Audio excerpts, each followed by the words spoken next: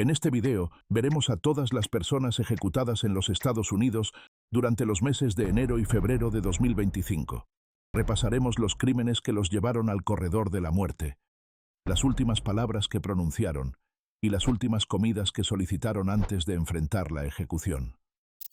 Pero antes de empezar, cuéntanos en los comentarios desde dónde estás viendo este video. El 31 de enero de 2025, tras pasar casi 23 años en el corredor de la muerte, Marion Bowman Jr. fue ejecutado por inyección letal en Carolina del Sur. ¿Pero qué hizo para terminar en el corredor de la muerte? Pasaban apenas las 7:50 del 16 de febrero de 2001, una noche fría y silenciosa en la zona rural del condado de Dorchester. Un hombre conducía por Nursery Road, los faros iluminando el borde del bosque, cuando algo llamó su atención.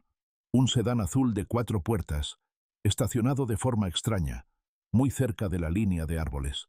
El coche no tenía las luces encendidas y las ventanas estaban entreabiertas. Parecía abandonado, pero no como si se hubiera averiado, sino como si lo hubieran dejado allí con prisa. El conductor se detuvo un segundo, luego siguió su camino. No vio a nadie cerca y no se detuvo a revisar. Minutos más tarde y unas casas más abajo, un vecino estaba sentado en su sala, con la televisión en bajo volumen, medio dormido en su silla. Entonces, un estallido cortó el silencio. Agarró el control remoto y puso la televisión en silencio. Pasó un momento. Luego se oyeron 3 disparos rápidos, agudos e inconfundibles.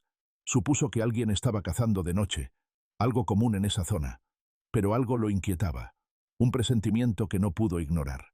Así que agarró sus llaves y salió a investigar. Condujo su camioneta por todo Nursery Road, pasando por un coche estacionado apenas visible junto a los árboles, su silueta fácil de perder en la oscuridad. Nada parecía fuera de lugar. No había movimiento. No había luces, solo árboles y sombras.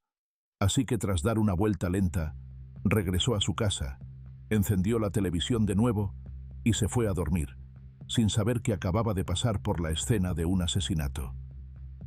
A las 3:30 de la madrugada, algo volvió a despertarlo. Otro estallido, pero este era diferente. No dudó. De nuevo en la camioneta, con los faros cortando la niebla, siguió el mismo camino. Pero esta vez, no tuvo que buscar mucho. Por un sendero de tractor, a unos 20 metros de la carretera, el sedán que había visto antes estaba envuelto en llamas. El fuego se elevaba más de 4 metros en el aire, iluminando los árboles a su alrededor. El coche ardía completamente y no había otros vehículos. Ningún movimiento. Solo calor, fuego y un silencio inquietante y antinatural. Frenó en seco, giró la camioneta y llamó al 911.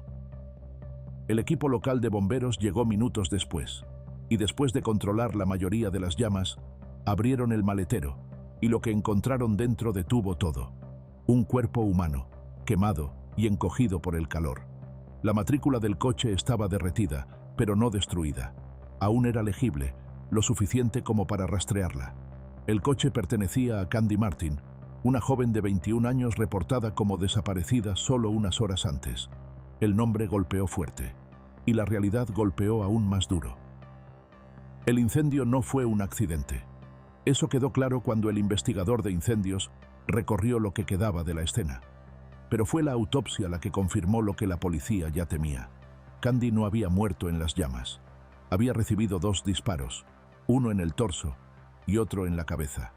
No se recuperaron balas del cuerpo, pero en Nursery Road, los agentes encontraron 6 casquillos calibre .380 esparcidos cerca de un charco oscuro de sangre.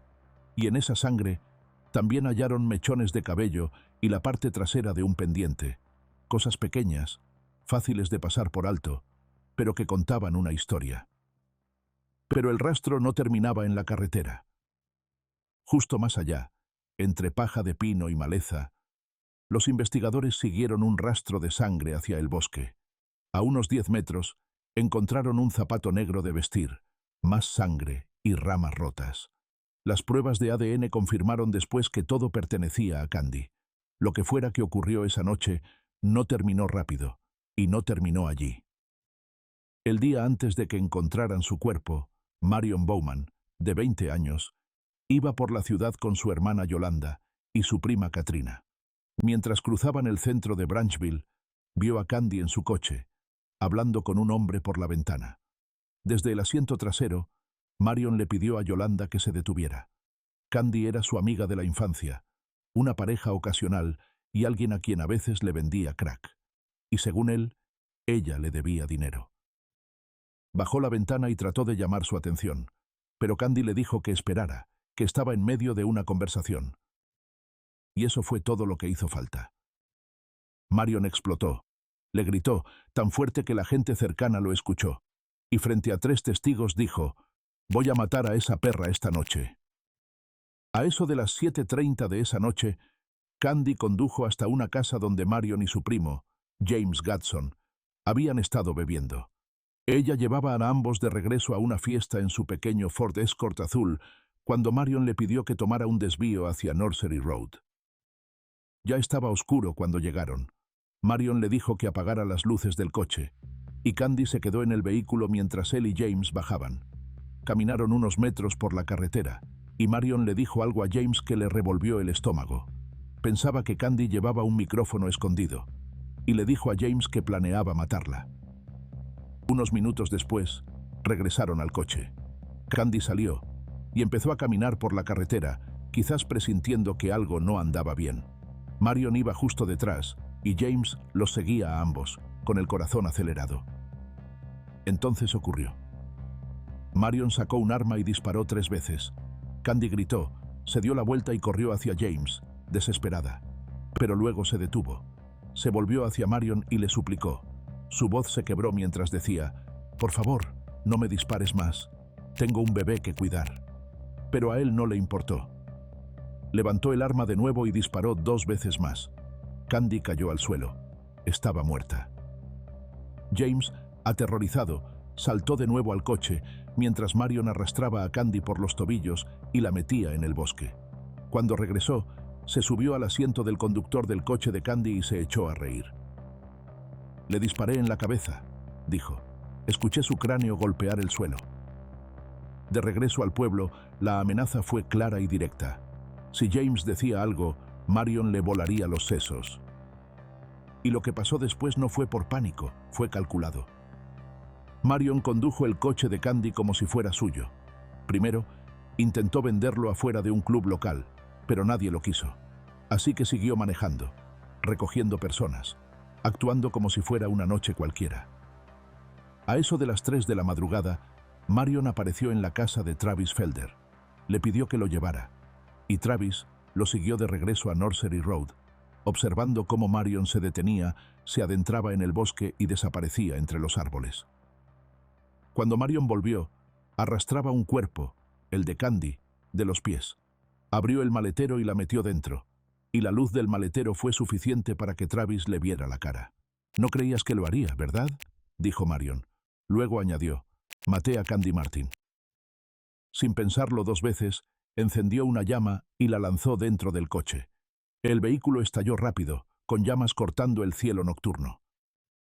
Después de eso, Travis lo llevó de vuelta a Branchville y ambos regresaron a sus casas como si nada hubiera pasado.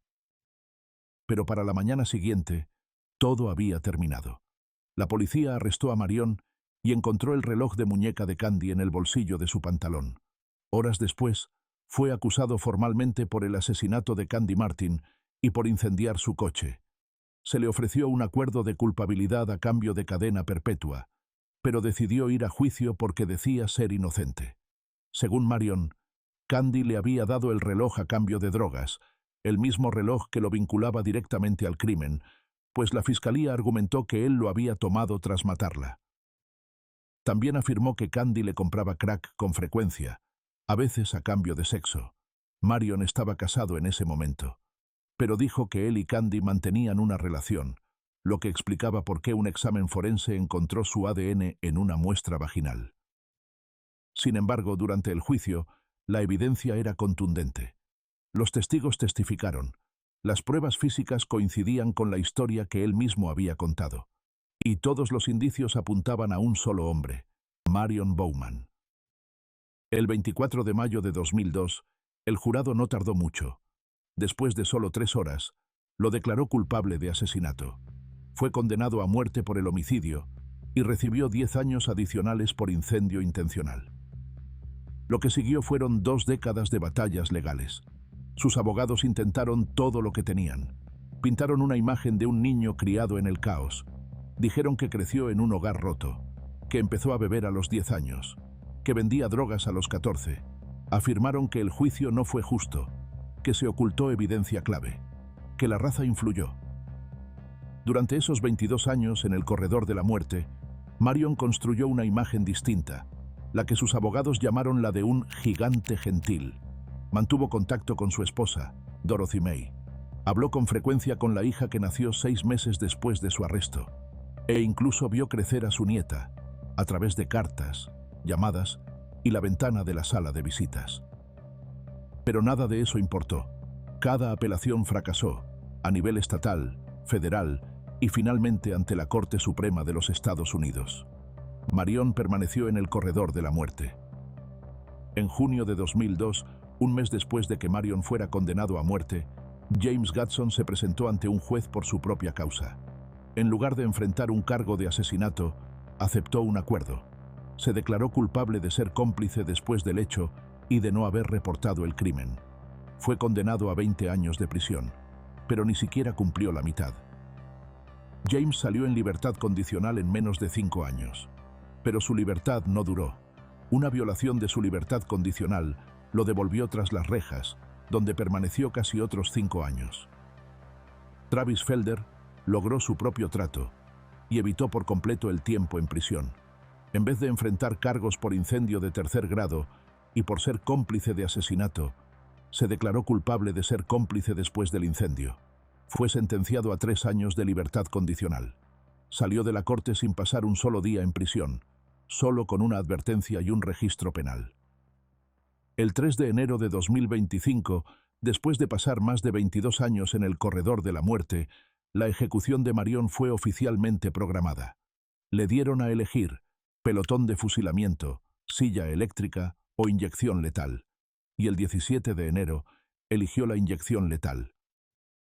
El 31 de enero de 2025, Marion Bowman Jr. enfrentó su último día.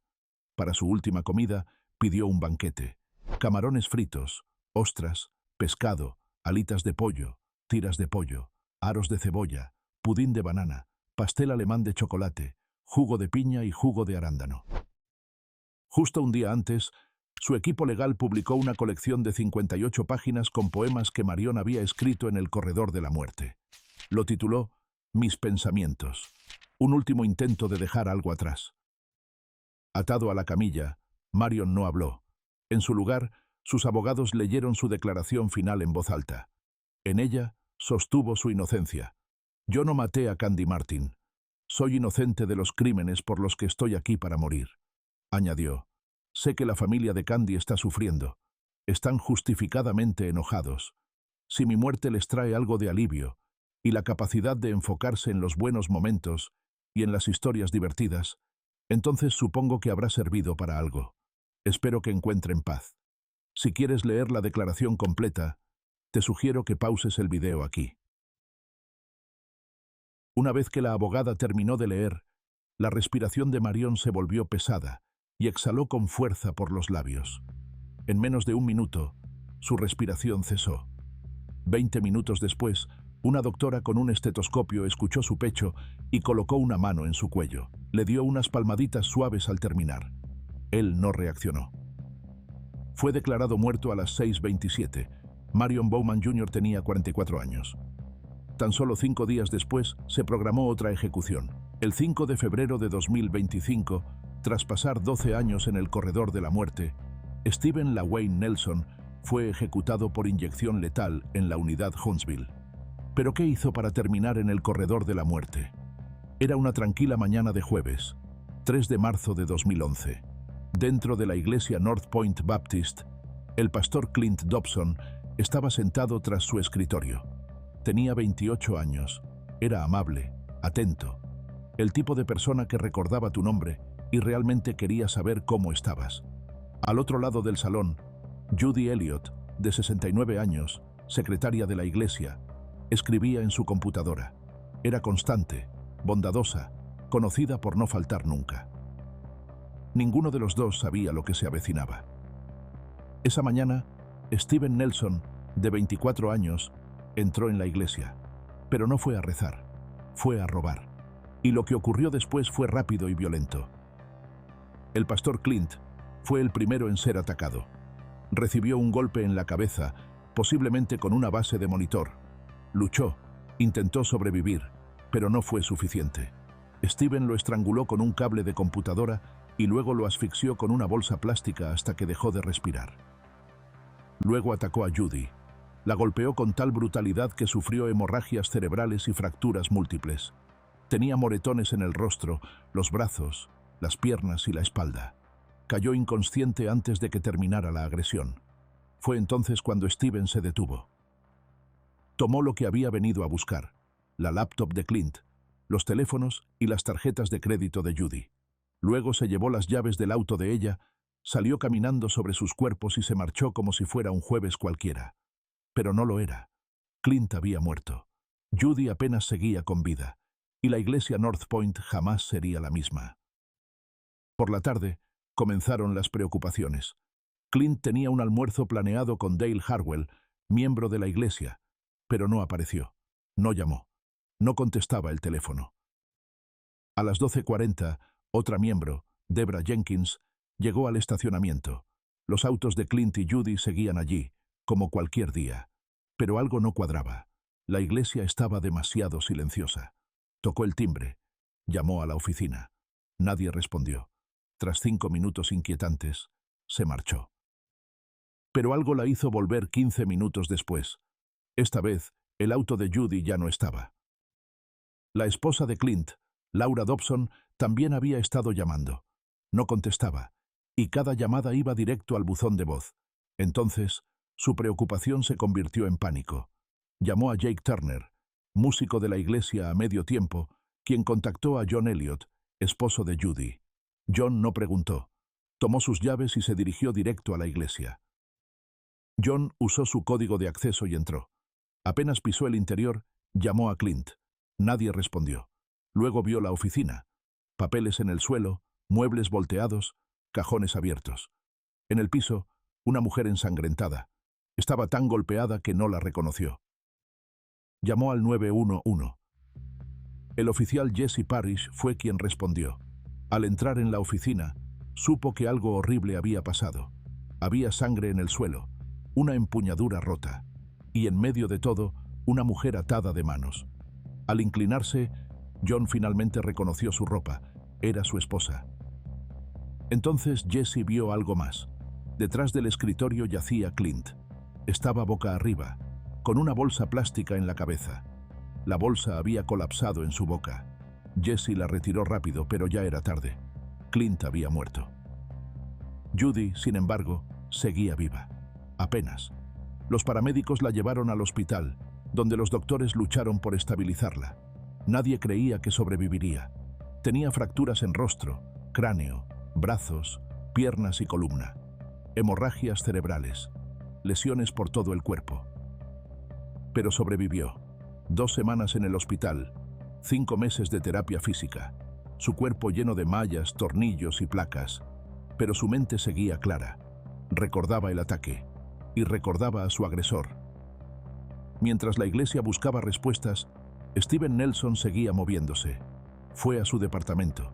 Luego llevó el auto de Judy a una llantera. En el estacionamiento, vendió la laptop de Clint a un desconocido. A las 2, Steven usó la tarjeta de Judy en una gasolinera. Compró combustible, una bebida y un cigarro. Luego fue de compras. En el centro comercial Parks Mall de Arlington compró una camiseta de Oscar el Gruñón, unos Air Max nuevos y bisutería. Pagó todo con la tarjeta robada. Más tarde, regresó con amigos, pero la tarjeta ya no pasó. Esa noche, en casa de un amigo, Steven llegó con todo lo robado. Vestía la ropa, los zapatos, las joyas. Se jactó de haberle robado todo a un pastor.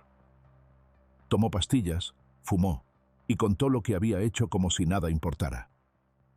Al día siguiente, mandó mensajes a su primo. Tal vez sea la última vez. Otro decía, hice unas cosas, primo. Y el último fue como una confesión. La cagué feo, primo, muy feo. Era la primera señal de que, tal vez, comprendía lo que había hecho. Pero ¿cómo llegó a este punto? La vida de Steven no fue una caída repentina. Las señales estaban ahí desde el principio. Nació en Ada, Oklahoma, el 18 de febrero de 1987, en un hogar que se sentía más como una lucha por sobrevivir que como un refugio. Su madre desaparecía durante días, 3, 4, a veces más, dejando a los niños a su suerte. ¿Y su padre?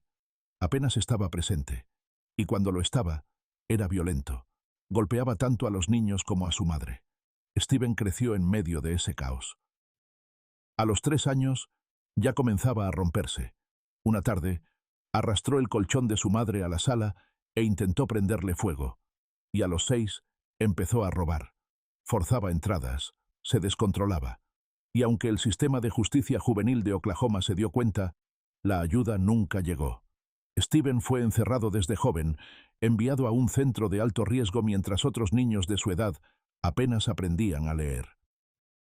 Con el tiempo, su familia se mudó a Texas y se estableció en el condado de Tarrant. Pero los problemas no terminaron ahí.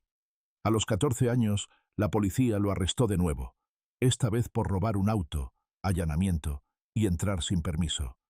El juez lo sentenció a una estancia indefinida en un centro juvenil, algo poco común para un crimen contra la propiedad, especialmente a esa edad. Iban a ser 9 meses, pero terminó pasando más de 3 años y medio. Steven no podía mantenerse fuera de problemas. Cada vez que lo liberaban, rompía las reglas otra vez, y cada vez lo devolvían. Era un ciclo del que nunca pudo, o no quiso, escapar. En 2011, Steven ya estaba en la cuerda floja, en libertad condicional por agredir a su novia el año anterior. Y el día de los ataques, no se presentó a su cita con el oficial de libertad condicional. Esa fue la primera señal. Pero lo que la policía encontró después dijo más que cualquier cita perdida.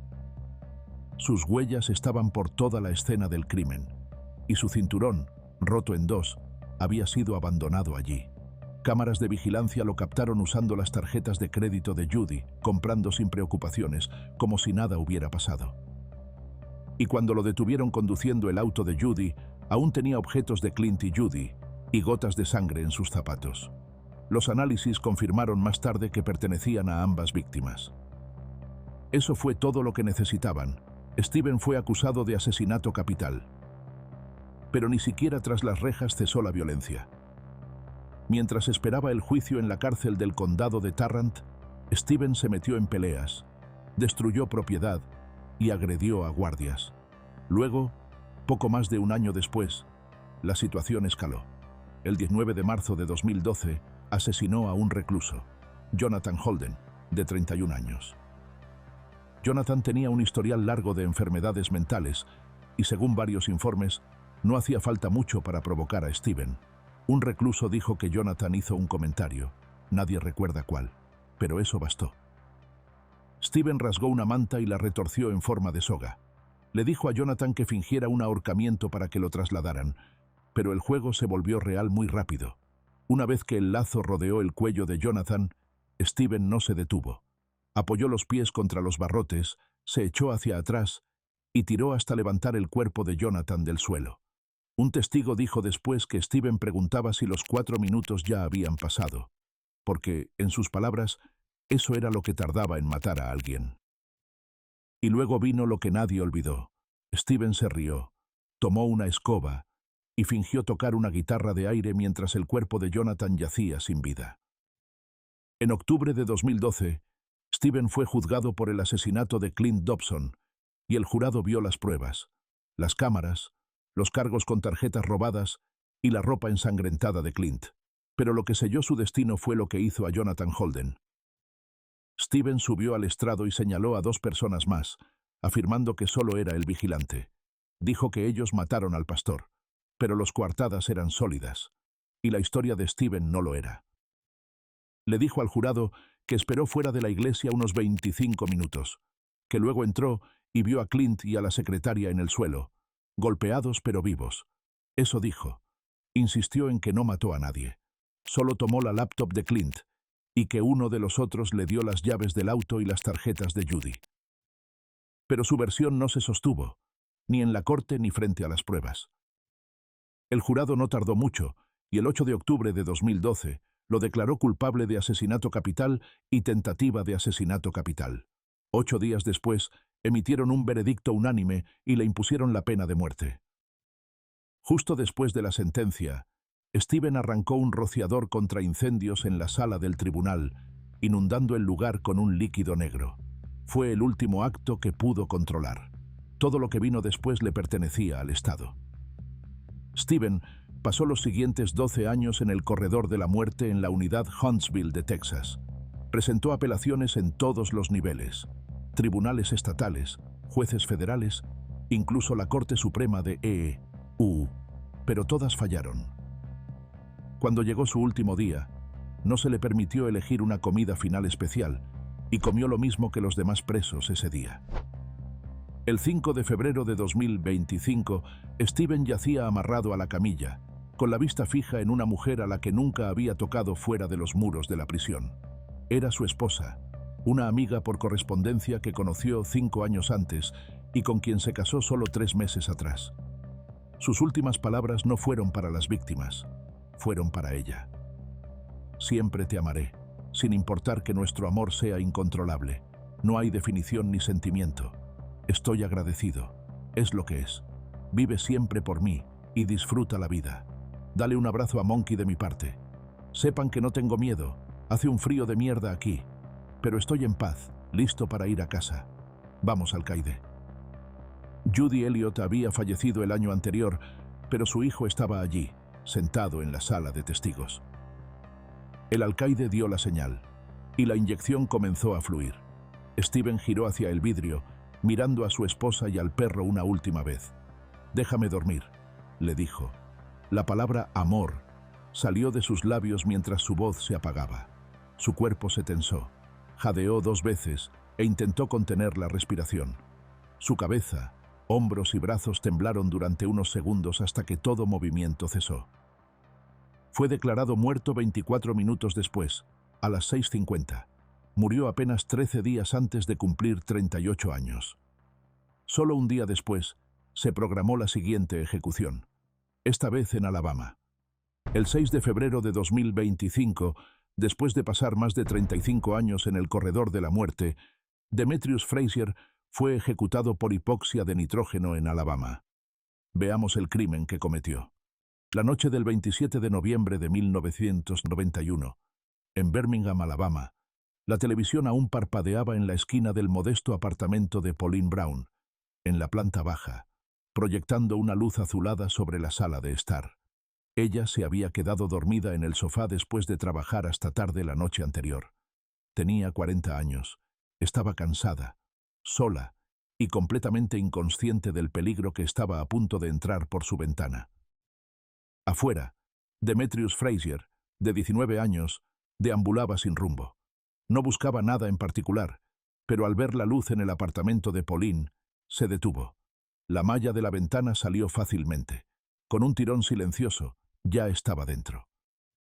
Se movió por el lugar como una sombra, abriendo cajones, volteando cajas. Encontró algunos billetes arrugados en un cajón de la cocina, $10, tal vez menos. Pero entonces vio a Pauline, aún dormida, vulnerable, y eso lo cambió todo. Demetrius la sacudió para despertarla y le exigió dinero. Asustada, ella le entregó $80 de su bolso, esperando que fuera suficiente. Pero no lo fue. Demetrius sacó un arma y la violó. Ella le suplicó que la dejara vivir. Le dijo que tenía familia y le rogó que la dejara ir. Pero cuanto más suplicaba, más se endurecía él. Y cuando no dejó de hacerlo, él apretó el gatillo. Preocupado de que el disparo hubiera sido escuchado, salió, escaneando la calle en busca de movimiento, pero no vio nada. Así que volvió a entrar, y para entonces, Pauline ya estaba muerta. Demetrius registró el apartamento nuevamente, buscando más dinero, pero no quedaba nada. Así que se sirvió algo de su comida, la comió y se fue. Tiró el arma y desapareció en la noche. A la mañana siguiente, el compañero de trabajo de Pauline, Tyrone Mitchell, la esperó afuera. Ella se suponía que lo recogería para ir al trabajo, pero nunca llegó, lo cual no era propio de ella. Después de algunas llamadas sin respuesta, la preocupación se apoderó de él. Condujo hasta su apartamento, esperando que solo fuera un malentendido. Su coche estaba en el estacionamiento, pero las luces estaban apagadas y el lugar se sentía quieto, demasiado quieto. Tyrone llamó a la puerta, gritó su nombre, intentó abrirla, nada. Luego, con la ayuda de 2 trabajadores de mantenimiento, logró abrir una ventana y entrar. Y lo que encontraron allí los marcaría por el resto de sus vidas. Pauline yacía boca abajo en su dormitorio. Estaba muerta. Era madre de 2 hijos y abuela reciente. Su primer nieto había nacido semanas antes, pero ahora nunca podría sostener a ese bebé nuevamente. La escena era devastadora y nadie tenía respuestas. Quienquiera que lo hubiera hecho ya se había ido. Pero el silencio no duró. Unos meses después, el 8 de marzo de 1992, en Detroit, Demetrius atacó de nuevo. Ese día, Crystal Kendrick, de 14 años, fue encontrada muerta dentro de una casa abandonada. El lugar estaba desmantelado, frío, despojado de cualquier cosa útil y olvidado por casi todos. Pero esa tarde, Crystal estaba atrapada dentro.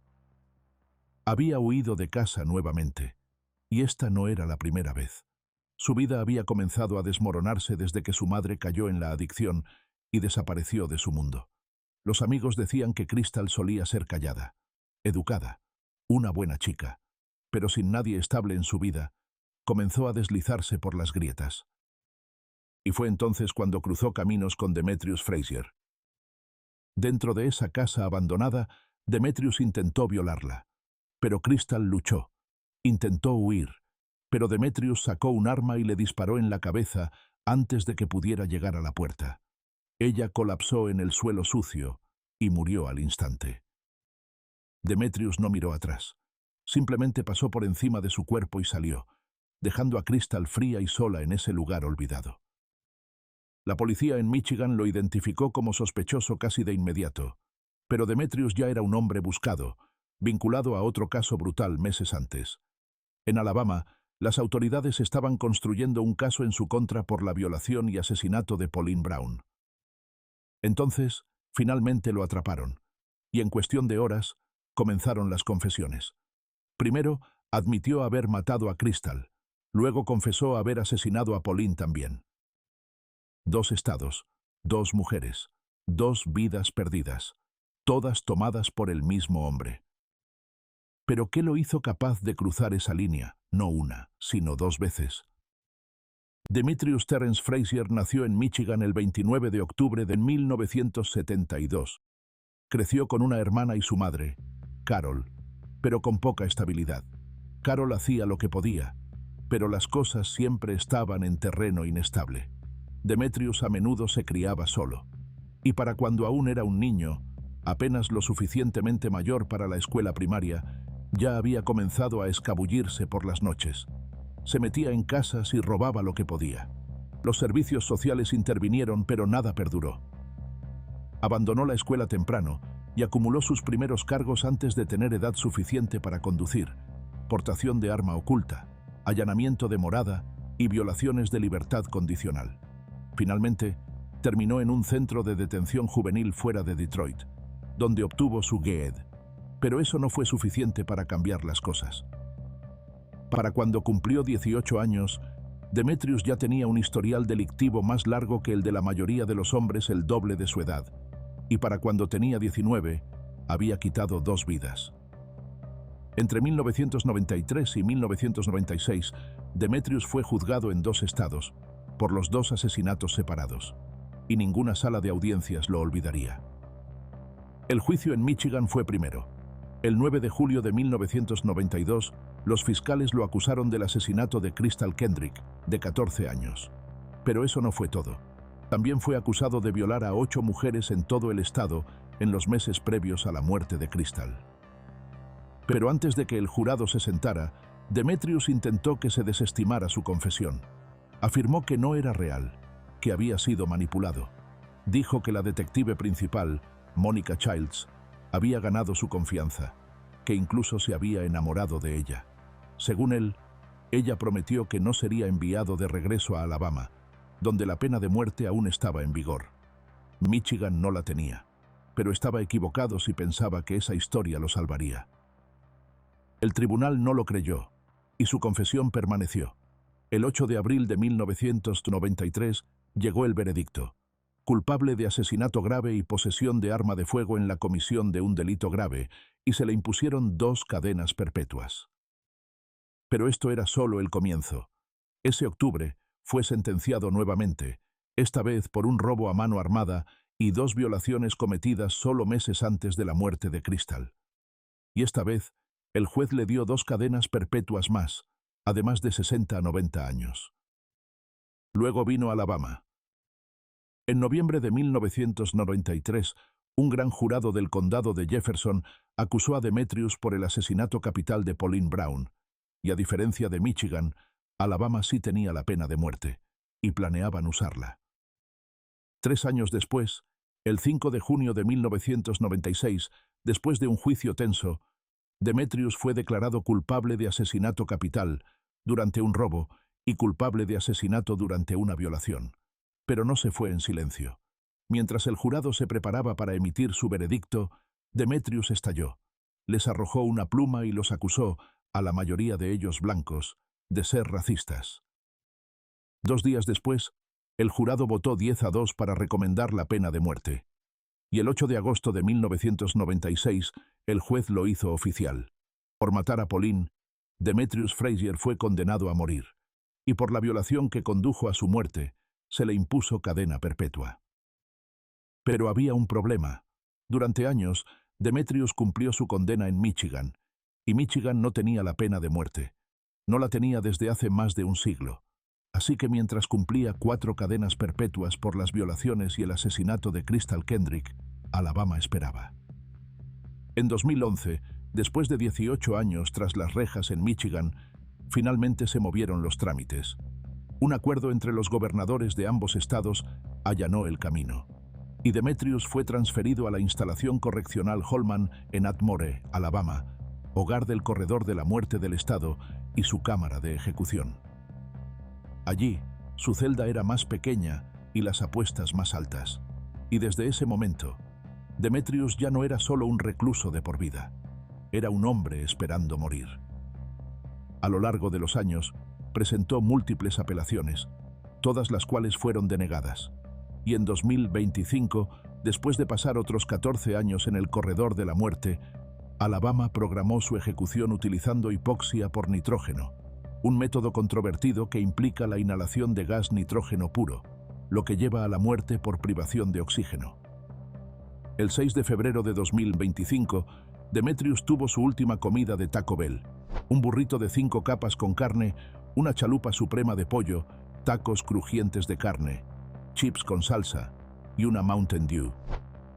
Esa tarde, su madre y hermana pudieron visitarlo. Se despidieron solo unas horas antes de que lo llevaran a la cámara.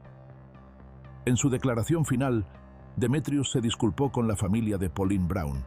También se dirigió a la comunidad afroamericana, diciendo: lo que le pasó a ella nunca debió haber pasado. Luego cambió de tono. Criticó a la gobernadora de Michigan, Gretchen Whitmer, por no intervenir para traerlo de regreso a Michigan. Sus últimas palabras fueron: Detroit Strong. Amo a todos los del corredor de la muerte. Vamos. Poco después de las 6 de la tarde, comenzó a fluir el nitrógeno. Al principio, se escucharon respiraciones leves, gasping, pequeñas, dispersas. Luego, su pecho comenzó a subir y bajar con sacudidas irregulares. Para las 6:21, su cuerpo quedó inmóvil, y 13 minutos después de que se iniciara el gas, el personal médico confirmó lo que todos en la sala ya sabían: su corazón se había detenido. A las 6:36 fue declarado oficialmente muerto. Demetrius Terence Frazier tenía 52 años. Una semana después, se programaron las 2 últimas ejecuciones del mes para el mismo día. El 13 de febrero de 2025, después de pasar más de 26 años en el corredor de la muerte, James Ford fue ejecutado mediante inyección letal en Florida. Pero, ¿qué fue lo que hizo? Era el 6 de abril de 1997. Greg Mallory, de 25 años, y su esposa Kimberly, de 26, estaban esperando con ilusión un tranquilo viaje de pesca con su hija de 2 años, Miranda. Habían sido invitados por el compañero de trabajo de Greg, James Ford, de 37 años, a una granja de césped en el condado de Charlotte, Florida. Él dijo que sería tranquilo, pacífico, buena pesca. Pero James no tenía la intención de ir a pescar ese día. Al día siguiente, 7 de abril, la quietud de South Florida Sod Farm se rompió con un hallazgo que nadie olvidaría. Un trabajador de la granja se topó con la camioneta de Greg y Kim, estacionada en medio de un campo abierto. Algo estaba mal. Las puertas estaban abiertas y no había nadie cerca. Todo se sentía demasiado silencioso. Y fue entonces cuando vieron a Greg. Había sido disparado en la parte posterior de la cabeza con un rifle 22, pero eso no fue lo que lo mató. Greg había caminado tambaleándose por el campo, sangrando y desorientado, tratando de sobrevivir, mientras James lo seguía, lento, deliberado y paciente. Cuando lo alcanzó, lo atacó de nuevo, esta vez con un objeto contundente, probablemente un hacha. 7 golpes aplastantes al rostro y la cabeza de Greg, y luego, cuando Greg yacía de espaldas, indefenso, James deslizó la hoja por su garganta de oreja a oreja. Fue tan profundo que expuso el músculo subyacente, y ya no pudo volver a levantarse. Luego llegó Kim. Intentó huir, pero debido a una antigua lesión no fue lo suficientemente rápida. Desesperada por salvar a su hija, logró sentar a Miranda en el asiento trasero de la camioneta. Pero ahí se detuvo todo. James la alcanzó antes de que pudiera escapar. Su cuerpo fue encontrado cerca de la camioneta, con 9 golpes en la cabeza, uno tan fuerte que fracturó su cráneo. Tenía heridas defensivas en los brazos. Había luchado, con todas sus fuerzas. Moretones con forma de pulgar en la parte interna de sus muslos revelaron a los investigadores que aún estaba viva cuando él comenzó el asalto. James cortó el traje de baño que llevaba debajo de la ropa, y la pericia forense luego encontró su semen en su camisa y dentro de ella. Después, usando el mismo rifle con el que disparó a Greg, cargó una sola bala, colocó el cañón dentro de la boca de Kim y apretó el gatillo. Ella murió al instante. Y todo sucedió a pocos pies de distancia de la camioneta, donde Miranda estaba sentada en su asiento, observando. Miranda ni siquiera tenía 2 años. James no la tocó, no la hirió, simplemente se alejó. La dejó allí, sin dudar en dejar a una niña en un asiento de auto bajo el sol de Florida durante más de 18 horas. Cuando alguien la encontró, estaba deshidratada, cubierta de picaduras de insectos, y su ropa empapada de sangre de su madre. Pero, de alguna manera, sobrevivió. Las pruebas contaron el resto de la historia. Testigos habían visto a James con la pareja más temprano ese día, y más tarde esa noche, lo ubicaron con sangre en la cara, las manos y la camisa. Cuando la policía lo arrestó 10 días después, tenía rasguños por todo el cuerpo. Al ser interrogado, su versión se desmoronó en pedazos. Afirmó que había ido de caza solo, que dejó a la pareja y a su hija en la granja y no tenía idea de lo que pasó. Pero los detalles seguían cambiando. Su versión no coincidía con la línea de tiempo, y demasiadas cosas no encajaban. Luego llegó la evidencia forense. Se recuperaron partes de su rifle de una zanja de drenaje cerca de donde se averió su camioneta. El ADN de Greg estaba en el cuchillo de bolsillo de James, y el ADN de Kim estaba por todo su vehículo. Y la prueba final, el ADN presente dentro y sobre el cuerpo de Kim, coincidía perfectamente con el de James. Pero, ¿por qué? ¿Qué detonante llevó a James a ese punto? En el juicio se diseccionó tanto el crimen como el hombre detrás de él.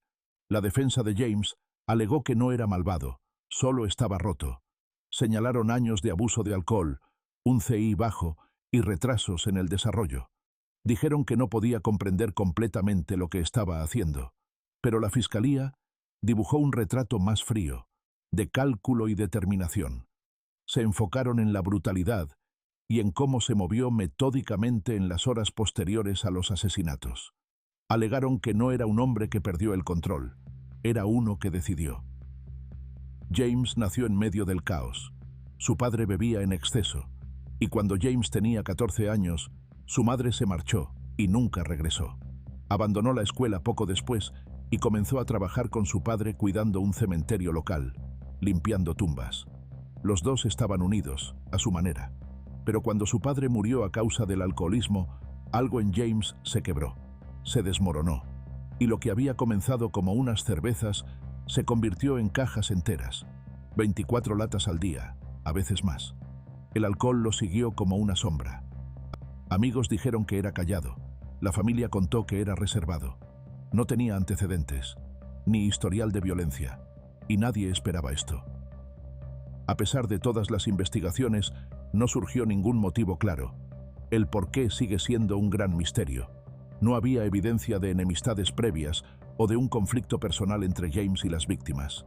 Sin agravios, sin razón clara. Solo 2 vidas arrebatadas y una bebé abandonada en un asiento de auto bajo el sol de Florida. Pero el 18 de abril de 1997, un día después de su arresto, James fue acusado de 2 cargos de asesinato en primer grado. Los fiscales de Florida fueron directamente por la pena de muerte. Dijeron que James no solo mató a Greg y Kim, también agredió a Kim y luego dejó a su niña sola en la camioneta, estacionada a pocos metros de los cuerpos de sus padres.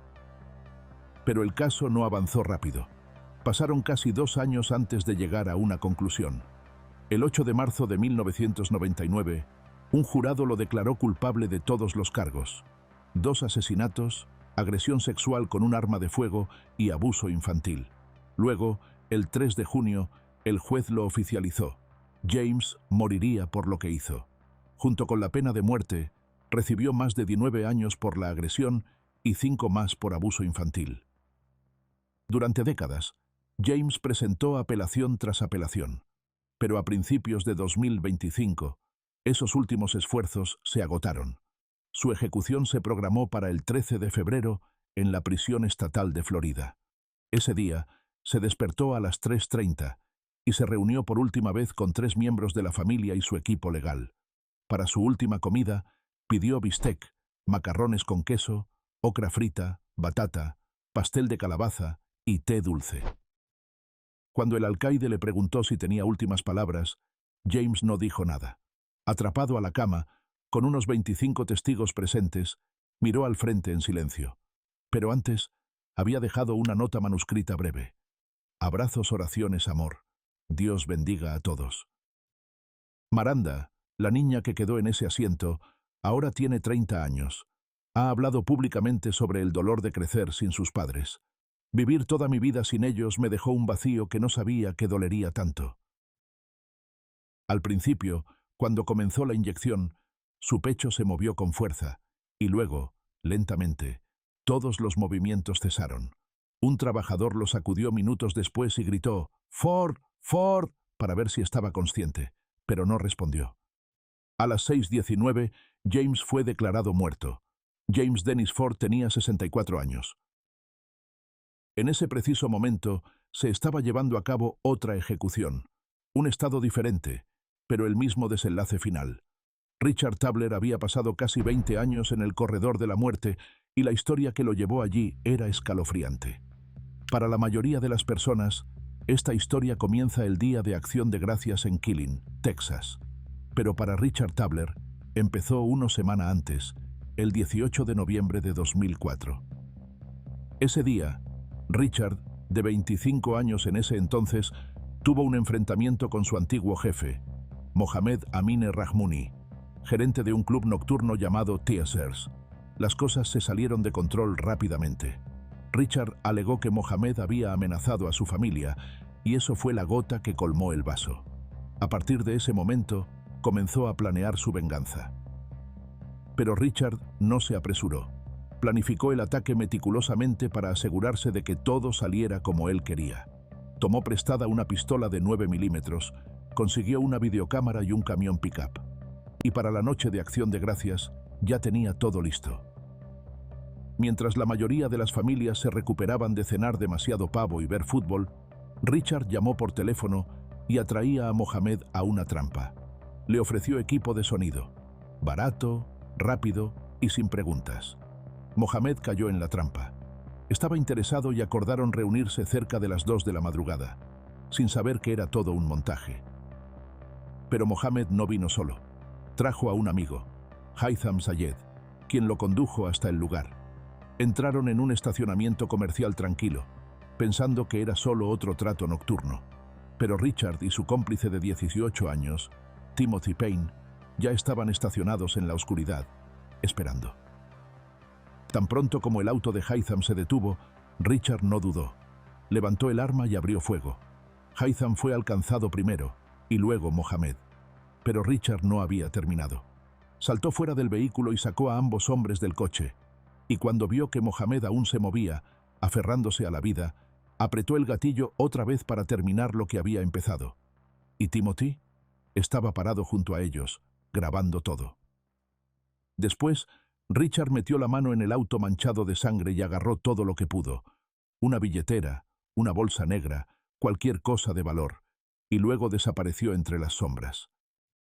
Esa misma noche, se jactó de los asesinatos frente a su compañero de cuarto como si fuera una historia digna de contar. Le mostró la cinta que Timothy había grabado a un amigo, y luego se aseguró de que fuera destruida. Después tomó el teléfono y llamó él mismo a la oficina del alguacil. «Los maté», le dijo al operador. Y luego añadió algo aún más escalofriante. No había terminado. Y 2 días después, lo demostró. Para Richard, la masacre de la noche de Acción de Gracias no fue suficiente. Tenía una lista con 11 nombres. Todos estaban relacionados con el club de striptease que había manejado Mohamed. Y según él, cada persona en esa lista debía morir. En la parte superior estaban 2 adolescentes, Tiffany Dodson, de 18 años, y Amanda Benefield, de 16. El 28 de noviembre de 2004, Richard las atrajo con una promesa: drogas, quizás un subidón rápido, tal vez algo más. Fuera lo que fuera, funcionó. Las llevó hasta un lago, lejos de cualquiera que pudiera ayudarlas. Y cuando llegaron, la trampa se cerró. Sacó la misma pistola que había usado con Mohamed y Haitham y les disparó a ambas, una y otra vez, hasta que volvió el silencio.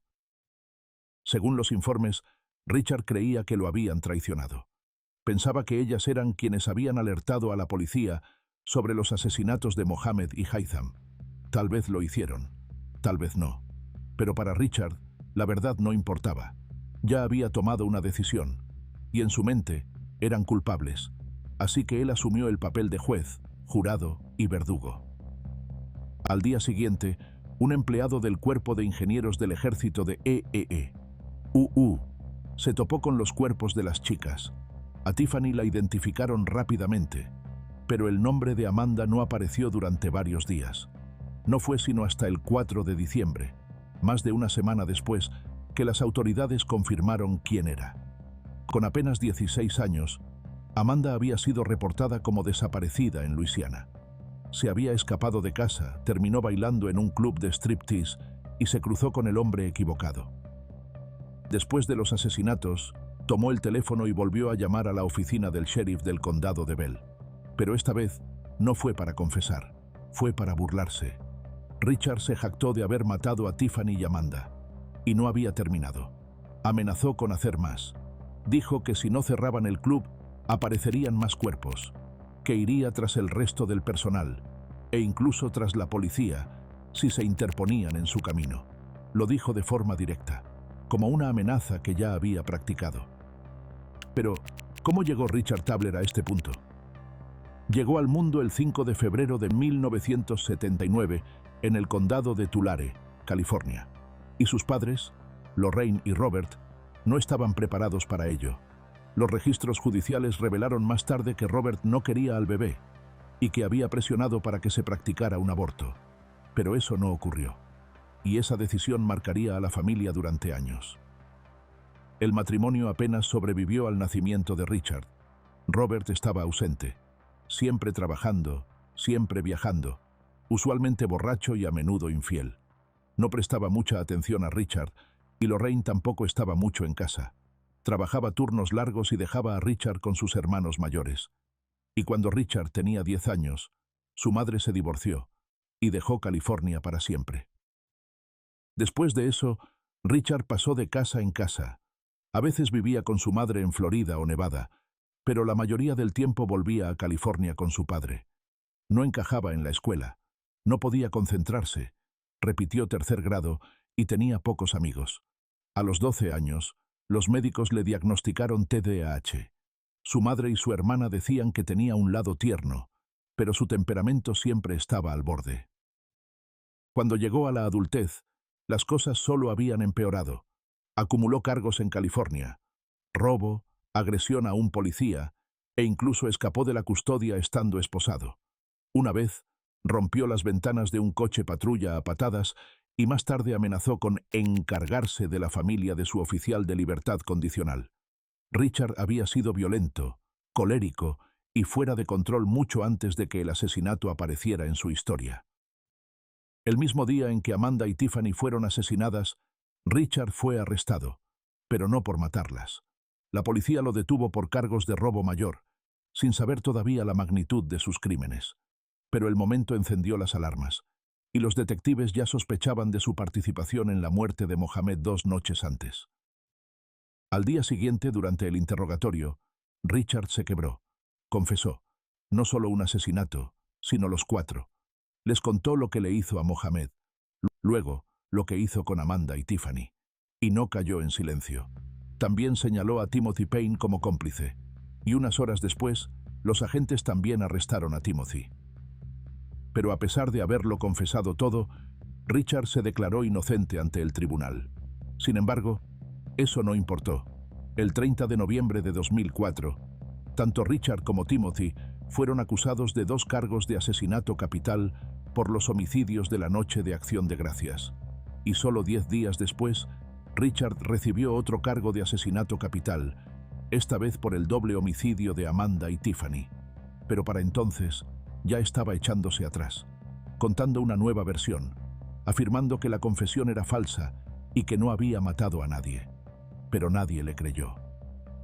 El gran jurado siguió adelante. El 21 de marzo de 2007, la sala del tribunal lo escuchó todo: la sangre, las armas, las palabras salidas de la boca del propio Richard. Y días después, el 2 de abril, el jurado emitió su decisión: 2 sentencias de muerte, una por cada vida tomada esa noche de Acción de Gracias. Los fiscales ni siquiera presentaron cargos por los asesinatos de Amanda y Tiffany. No hacía falta. Ya estaba en el corredor de la muerte. El juicio de Timothy tardó más en llegar, pero cuando lo hizo, las pruebas se mantuvieron. El 13 de noviembre de 2007, un jurado escuchó cómo los fiscales presentaban el caso, y 2 días después, lo declararon culpable de ambos asesinatos cometidos en Acción de Gracias. Se le perdonó la pena de muerte, pero fue sentenciado a cadena perpetua sin posibilidad de libertad condicional. Permanece en prisión en la unidad memorial. La fecha más próxima en la que podría solicitar la libertad condicional es en 2044, tras cumplir al menos 40 años tras las rejas. En cuanto a Richard, su paso por el sistema judicial fue un caos de contradicciones. Un año decía estar listo para morir. Al siguiente, luchaba por seguir con vida, presentando apelaciones, culpando a sus abogados, a enfermedades mentales, a cualquiera menos a sí mismo. Pero todas las mociones fracasaron. Cada apelación fue rechazada. Y al final, el corredor de la muerte siguió siendo su destino final. Y cualquier oportunidad que le quedara en prisión desapareció en 2008, cuando Richard consiguió un teléfono celular de contrabando. Lo usó para llamar al senador estatal de Texas, John Whitmire, no para pedir ayuda, sino para amenazarlo a él y a su familia. Esa única llamada provocó un cierre total del sistema penitenciario estatal y acaparó titulares en todo Texas. Y sobre todo, destruyó cualquier resto de simpatía que pudiera quedarle. Pero en los años que siguieron, Richard afirmó que había cambiado. Dijo que encontró a Dios, que empezó a dibujar, a escribir, incluso a orientar a otros reclusos. Algunas personas le creyeron, otras no, pero su esposa sí. Se conocieron a través de un programa de correspondencia penitenciaria y ella hablaba de él con convicción. El Richard que yo conozco Dijo, no es el hombre al que llaman monstruo. Nunca he conocido a nadie, ni siquiera aquí afuera en el mundo libre, con un corazón más grande que el suyo. Y no estaba sola. Su familia también lo veía. Richard se había convertido en un cuidador inesperado dentro de prisión. Y un día de verano en junio, mientras limpiaba su celda, vio una lagartija bebé arrastrándose cerca de la pared. La mayoría de los presos no le habría dado importancia, pero Richard no la mató. La crió. Le dio de comer cucarachas y sobras, le enseñó trucos y la llamó Little Blue, como su propio apodo. Los guardias miraban incrédulos mientras la diminuta lagartija trepaba por los brazos de Richard, subía por su camisa e incluso se posaba en su cabeza como si ese fuera su lugar. Él adoraba a ese pequeño lagarto, dijo su madre. De verdad amaba a esa criatura. Pero fuera de los muros de la prisión, pocos estaban convencidos.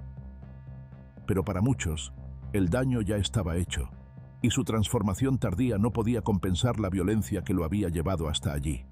El estado de Texas estuvo de acuerdo, y se fijó una fecha. El 14 de febrero de 2025, apenas 8 días después de cumplir 46 años, Richard fue ejecutado por inyección letal en la unidad de Huntsville. No se le permitió elegir una última comida especial y comió del menú regular. En su declaración final, se dirigió a las familias de sus víctimas diciendo: «No hay un solo día en que no lamente mis acciones. No tenía derecho a quitarles a sus seres queridos. Y les pido y ruego, espero y ruego que algún día encuentren en sus corazones el perdón por lo que hice. Ninguna cantidad de disculpas los traerá de vuelta». También agradeció a su familia, a su equipo legal y al personal penitenciario por su apoyo. Si quieres leer su declaración completa, te recomiendo pausar el video aquí. Luego de disculparse varias veces más y decir que esto era el comienzo de una nueva vida para él en el cielo, le dijo al alcaide: «He terminado». Cuando comenzaron a fluir los medicamentos, volvió a mover los labios diciendo: «Lo siento». Luego comenzó a respirar rápidamente. Tras una docena de respiraciones, todo movimiento cesó. Fue declarado muerto a las 6:38. Richard Lee Tabler tenía 46 años. Eso concluye todas las ejecuciones llevadas a cabo en enero y febrero de 2025. Y si te gustó este video, no te pierdas el siguiente, porque justo cuando creías que no podía ser peor, sí, puede. Y los próximos casos son aún más perturbadores.